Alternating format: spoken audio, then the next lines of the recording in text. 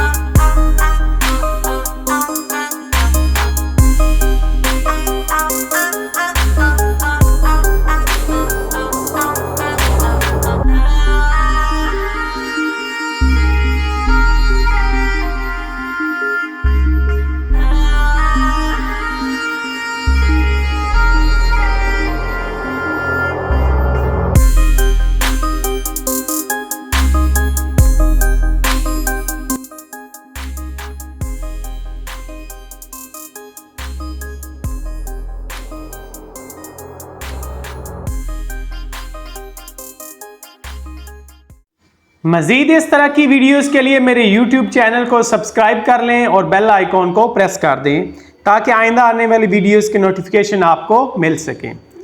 इसके अलावा अगर आप पेड ग्राफिक डिज़ाइंस बनवाना चाहते हैं तो उसके लिए आप दिए गए व्हाट्सएप नंबर पर रब्ता कर सकते हैं।